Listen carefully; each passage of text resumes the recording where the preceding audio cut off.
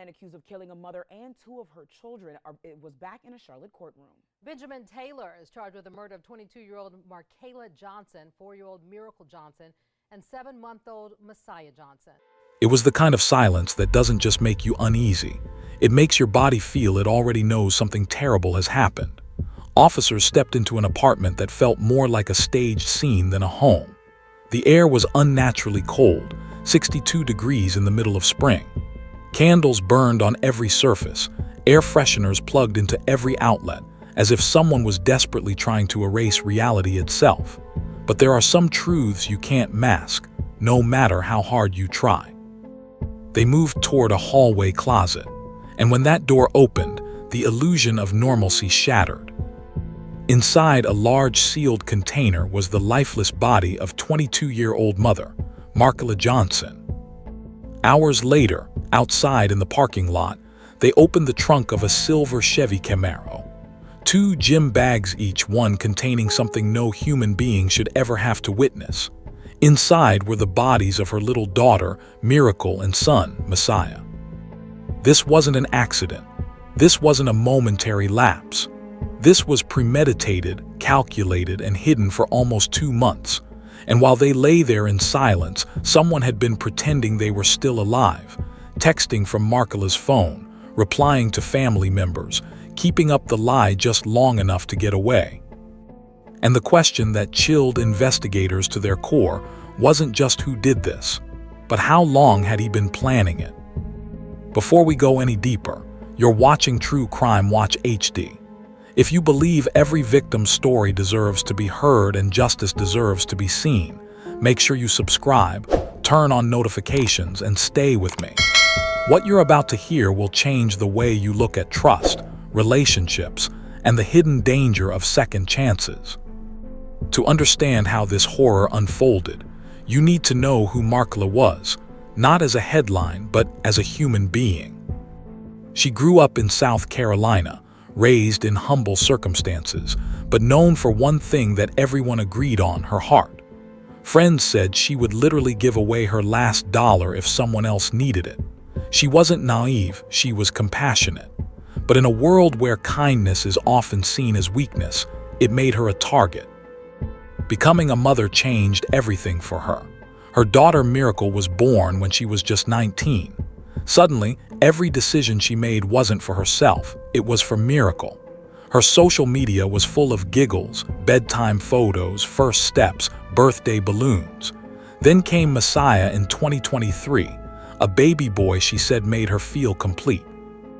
Neither of the children's fathers were active in their lives, so she did it all alone, working, budgeting, making sure those kids never felt the struggle she grew up with.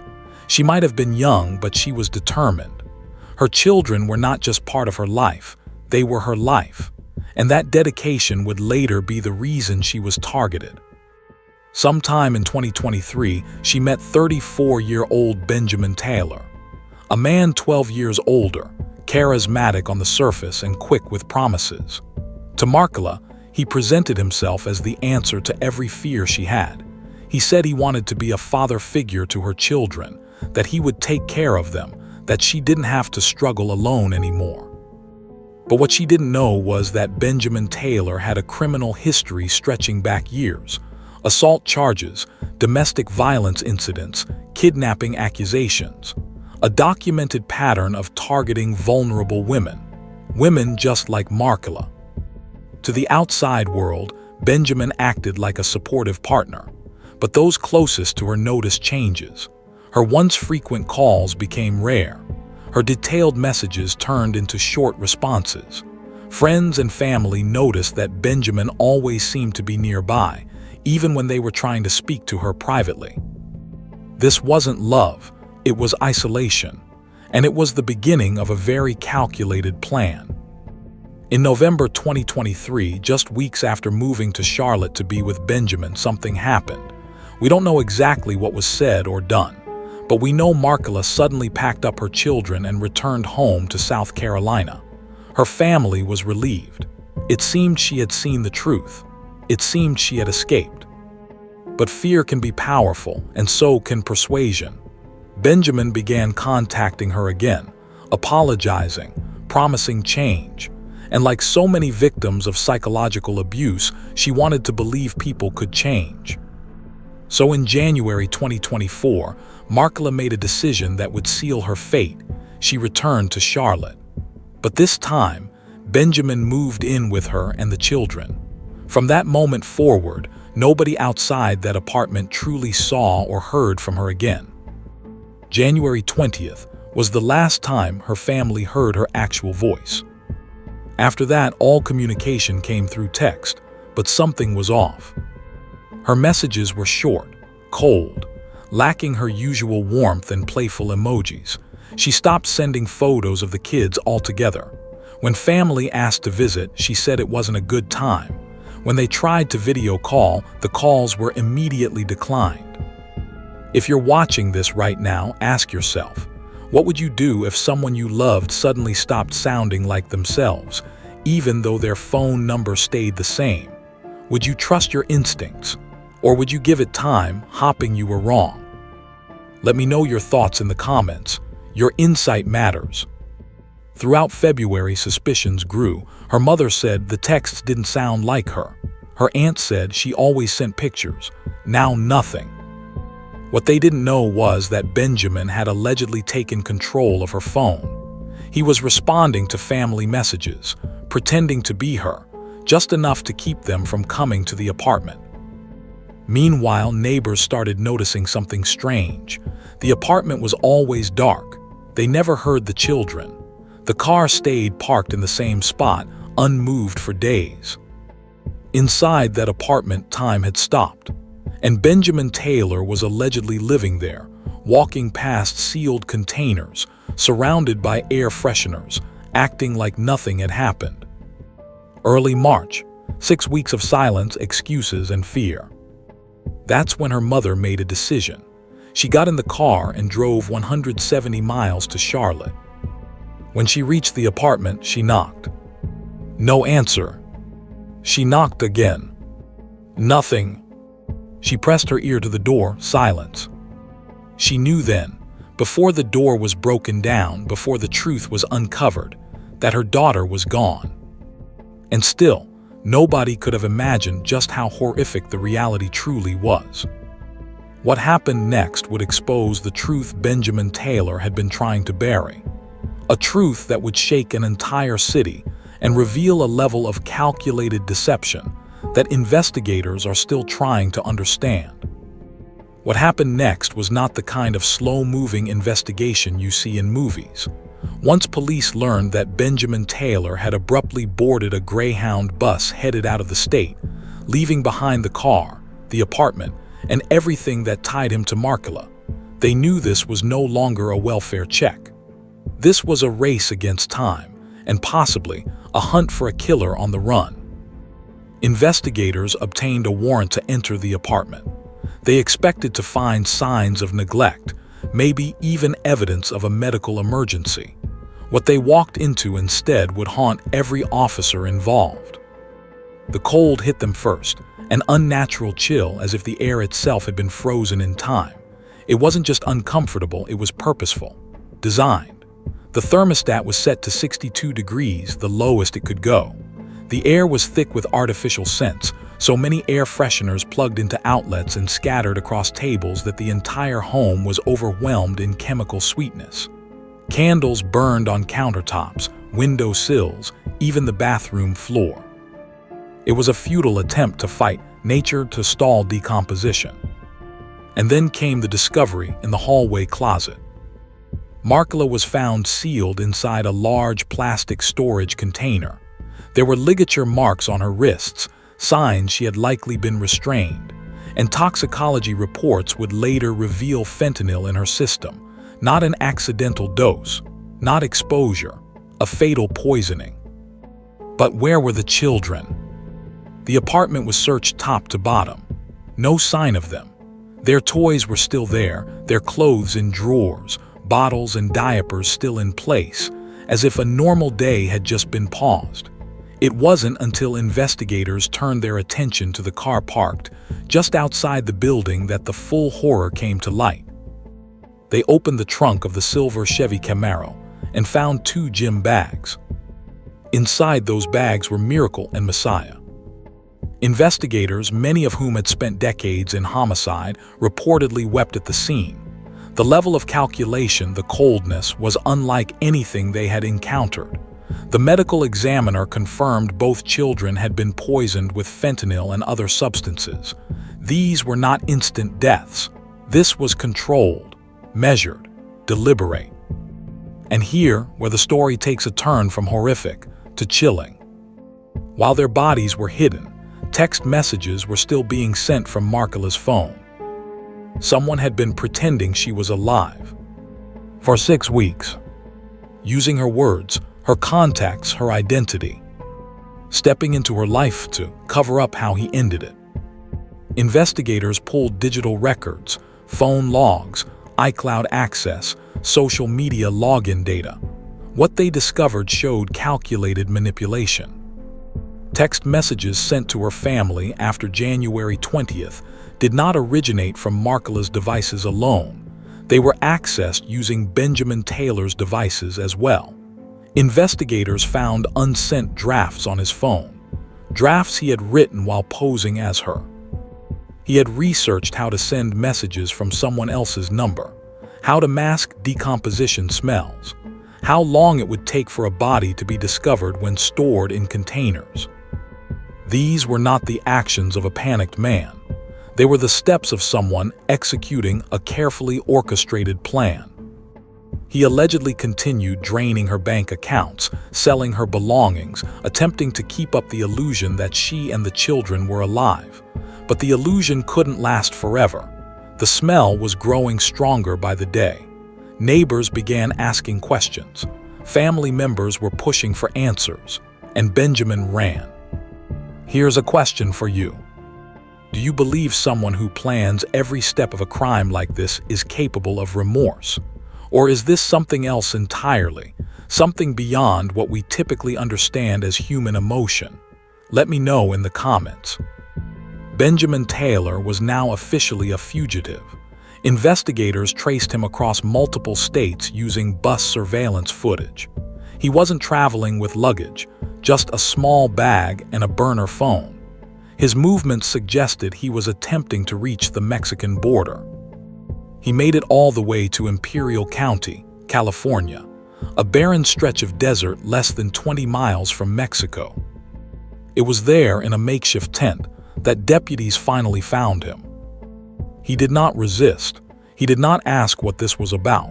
He simply raised his hands and stepped out of the tent. Inside were pill bottles. Some contained fentanyl, the same substance found in the systems of Marqua and her children. This is when the truth could no longer be delayed. Benjamin Taylor was charged with 3 counts of first-degree murder. No plea for misunderstanding, no claims of accident. Prosecutors allege this was planned from the beginning. Why, you may ask? Investigators uncovered several possible motives: financial control, jealousy, a desire to eliminate witnesses, a need for absolute power. But the most haunting revelation came from digital data logs retrieved from Benjamin's devices. Search histories suggesting experimentation with dosage. Questions about whether a person could be revived using certain reversal drugs. Evidence that suggested something deeply disturbing. There is a possibility that Marqua was still alive when her children were killed. Let that sink in. Benjamin Taylor's arrest did not bring relief. It brought a chilling realization. The danger was no longer a mystery man on the run. The danger had been hiding in plain sight, living in Marqua's home, using her phone, walking over the truth while pretending everything was normal. His capture was not the end of the story. It was the beginning of the fight for justice. In the weeks following his extradition back to North Carolina, a courtroom became the stage where the unimaginable would begin to take shape in the form of legal proceedings. Benjamin Taylor, a man accused of orchestrating the deaths of a young mother and her 2 innocent children, stood before a judge and entered a plea that stunned the room. Not guilty. Not remorseful. Not accountable. Not even silent. He denied it. For many watching, this was not just a legal defense, it was a second betrayal. Prosecutors laid out details so disturbing they caused audible gasps in the courtroom. They described the digital trail documenting every step, from his alleged research on how to conceal decomposition, to text messages sent from Marqua's phone that were never written by her, to surveillance video that placed him near her vehicle at night, long after the family was believed to be deceased. Investigators showed evidence of air freshener purchases, plastic containers, and searches such as how long before a body smells, how to stop smell from dead body, sending texts without the person knowing. These weren't momentary searches, these were repeated, planned, patterned. And then there was the medical evidence. Toxicology confirmed the presence of fentanyl in all 3 victims, not environmental exposure, but administration. The presence of other substances, like melatonin and diphenhydramine, strongly suggested sedation prior to the fatal doses. This wasn't just homicide, it was methodical poisoning. Prosecutors argued that Benjamin Taylor had allegedly chosen fentanyl because it was silent. No noise, no neighbors alerted, no struggle visible to the outside world.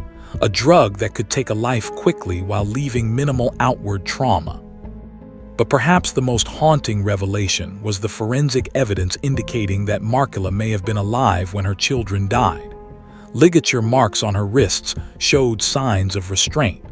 Her toxicology report showed the presence of naloxone, the drug used to reverse opioid overdoses. That detail left everyone with one terrifying question.